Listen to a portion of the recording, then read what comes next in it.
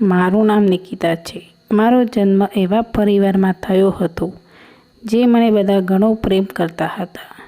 કદાચ મારા જન્મથી મારા પરિવારનું ભાગ્ય બદલાઈ ગયું. મારો જન્મ 2 ભાઈઓ પછી થયો હતો.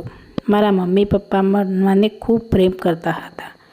કહેવાય છે કે 2 ભાઈઓ પછીની એક બહેન તે ખૂબ કિસ્મતદાર હોય છે. એટલા માટે મારા પરિવારના સભ્યો પણ વિચારતા હતા કે મારા આવ્યા પછી મારી અને મારા પરિવારની કિસ્મત બદલાઈ ગઈ છે. હું મારી એક વાત તમારા બધા સાથે શેર કરવા માગું છું.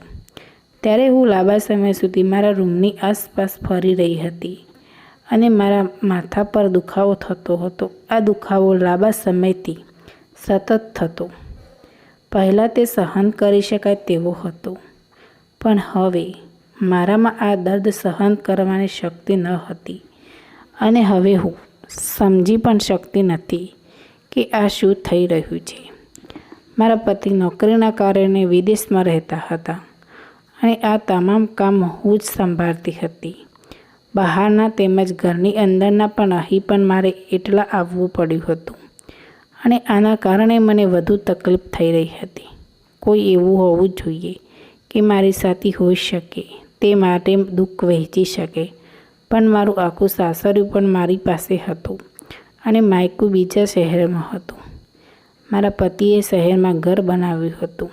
તે કહેતા કે હું અહીં ફરવા જ બસ સારું વાતાવરણમાં રહે છે, પણ પોતે વિદેશમાં ગયા અને મને એકલી મૂકી ગયા. થોડી વાર મને માથામાં ખૂબ જ દુખાવો થતો એટલે હું તરત જ નજીકના હોસ્પિટલમાં ગઈ. નર્સ મને બોલાવી. નિકિતા આ સાંભળતા જ હું તરત જ જવા લાગી. ત્યાં ડૉક્ટર કેવી તે ચેક કરતા હતા અને ડૉક્ટર તમામ દર્દીઓના ચેક કરતા હતા. ડૉક્ટર માત્ર ડૉક્ટરના રિપોર્ટ પર જ વિશ્વાસ હતો. બહુ મુશ્કેલીથી અંદર ગઈ. ડૉક્ટર તારે રિપોર્ટ બનાવવામાં વ્યસ્ત. તેને મને વિચારો કર્યો અને પોતાનું કામ કરવા લાગ્યા.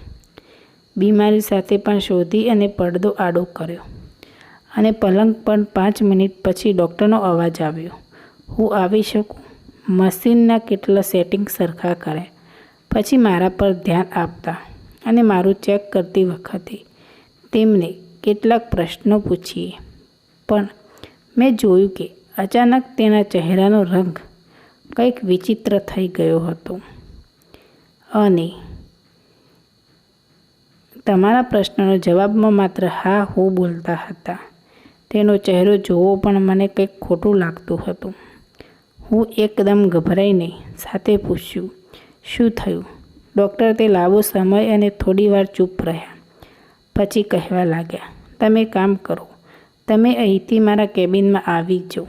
અહીંથી નજીક છે. અહીં હું તમારા કહેવા પરથી આવ્યો છું. હું ત્યાં જ તમારી સાથે આરામથી વાત કરીશ. અત્યારે તમે ઘરે જાઓ. પછી ડૉક્ટર રિપોર્ટ તૈયાર કરવા લાગ્યા અને તેમણે એકવાર મારી સામે જોયું અને પછી ફરી ગયા. મેં કહ્યું, પણ ડૉક્ટરે મને બહુ તકલીફ થાય છે. હું ત્યાં સુધી સહન કરી નહીં શકું. મને થોડો ગુસ્સો આવ્યો અને કહ્યું, તો તે કહેવા લાગ્યા કે હું ડૉક્ટરને કહું તે તમને આજ માટે થોડી દવા આપે. હવે તમે જાઓ. અને હું રૂમમાંથી બહાર આવી. હું વિચારતી, આ શું છે? તેઓ કંઈ પણ કહેતા નથી. ઉપરથી તેમના કેબિન પર આવવા કહ્યું. બહાર ગયા પછી ખબર પડી કે ડૉક્ટરને કોઈ કારણોસર બીજા હોસ્પિટલ જવું પડ્યું હતું અને તે પૂરું થયા પછી જ તે પાછી આવતી હતી.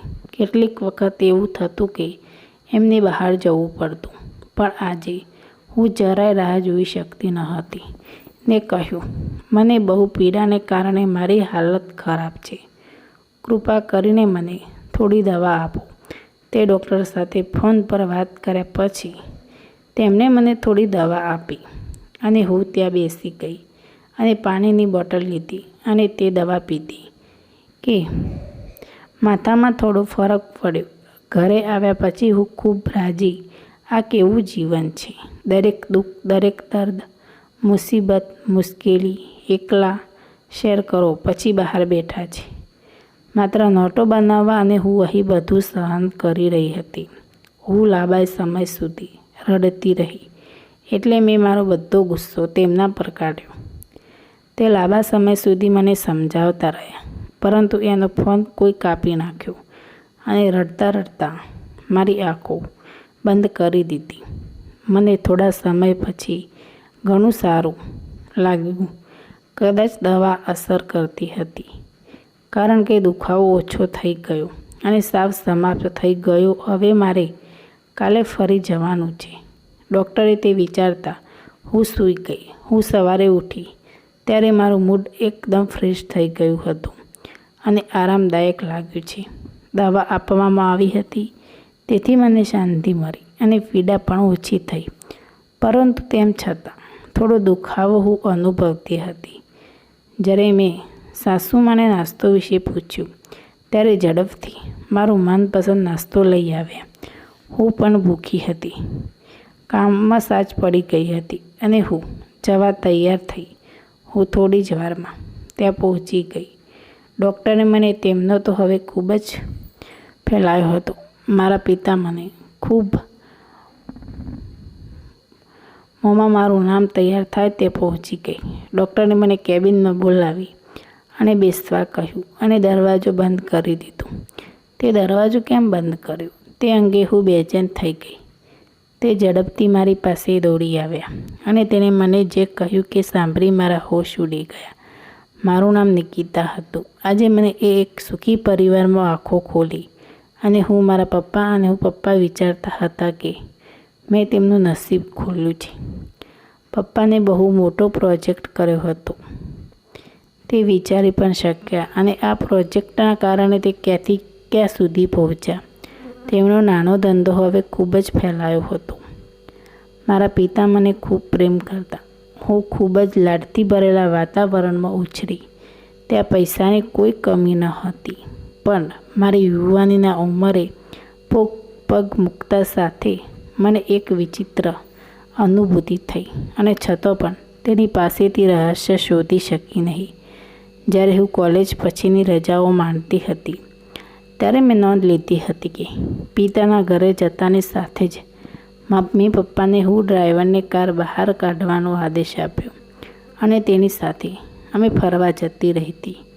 શરૂઆતમાં મેં મારી તબિયત ઉપર ધ્યાન આપ્યું ન હતું, પણ પછી એક દિવસ જ્યારે મમ્મી લાંબા સમય સુધી મારી પાસે બેસીને ખૂબ જ આશ્ચર્ય થયું. એ મારી મમ્મીએ પૂછ્યું કે શું તમે મને તમારા ઘરે જઈ શકો છો? કેવા પ્રકારની વાત કરે છે? એ તારું તો ઘર છે. પછી હું મારી મમ્મી પપ્પા સાથે મારા ઘરે આવી. હું ત્યાં ખૂબ જ શાંત વાતાવરણમાં મને ગમતું હતું.